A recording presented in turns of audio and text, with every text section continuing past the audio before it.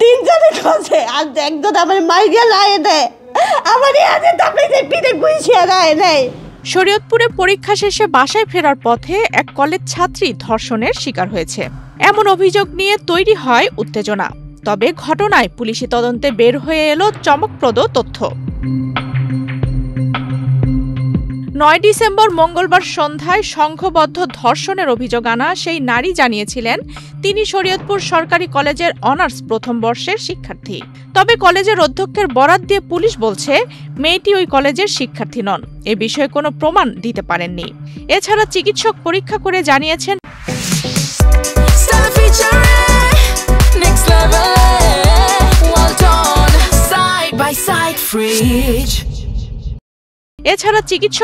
করে জানিয়েছেন শরীরের ধর্ষণের কোনো আলামতও পাওয়া যায়নি। হাসপাতালে নিয়ে গেছিল, যাওয়ার পরে ডাক্তার বলছে যে না, ওরকম কোনো চিহ্ন পাওয়া যায়নি।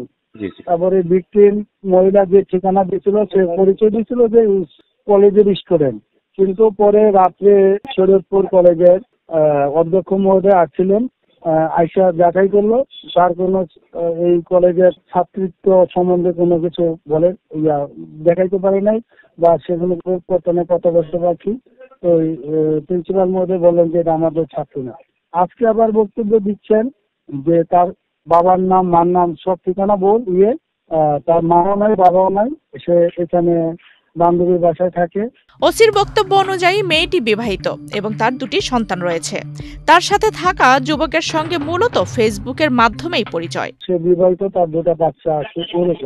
আরো কিছু গরমিল বক্তব্য আজকে দিচ্ছে যে কালকে ওই তার বন্ধু যে ছাত্র, তার যে বন্ধু, তার সাথে ফেসবুকে পরিচয়, 4:30 আইসা তার জন্য এক্সাম শেষ হয়েছে, পরে যেটা এসে বন্ধুকে তাড়ি নিয়ে গিয়েছিল মাদারীপুর যাওয়ার পরে ওইখান থেকে সে আবার আইসা আমাদের যেখানে ঘটনা ফরেস্টের যে ইয়েটা আছে এটার সামনে একটা মার্জান মানে বাজার আছে, ওইখানে এসে তারা খাওয়া দাওয়া করছে।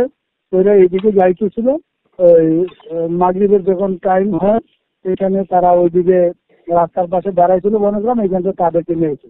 পুলিশ আরও জানিয়েছে বন বিভাগের যে স্থানে ঘটনাটি ঘটেছে বলে উল্লেখ করা হয়েছে সেখানে একটি সিসি ক্যামেরা রয়েছে।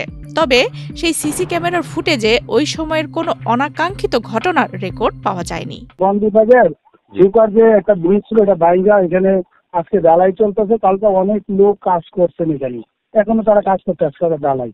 তারা 8টা পর্যন্ত ছিল, তারা বলে এরকম কিছু আমরা দেখি নাই, কেউ এদিকে ঢুকেও নাই আয়ও নাই। আর এটা তো যাইতে পারে না, কাজ করতেছে। তারপরে আমরা এখানে সামনে একটা সিসি ক্যামেরা আছে, সিসি ক্যামেরা গতকালকে 4টা থেকে রাতে 1টা পর্যন্ত দেখলাম তাদের যে বক্তব্য যে এখানে তাদেরকে নিচে বা আছে দর্শনের শিকার হয়েছে, এরকম সিসি ক্যামেরা যে তারা এই স্পটে আসছে এরকম কোনো তাদের পাইনি আর কি।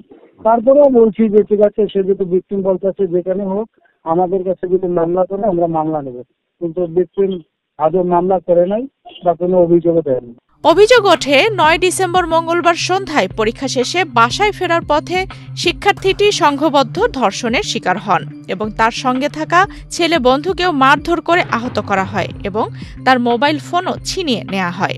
ঘটনাটি ঘটে জেলা শহরের বন বিভাগ কার্যালয়ের পাশের নির্জন এলাকায়। তবে ঘটনার মোড় ঘুরে গেলেও পুলিশ এখনও সত্যতা ও বিস্তারিত জানার জন্য তদন্ত চালিয়ে যাচ্ছে।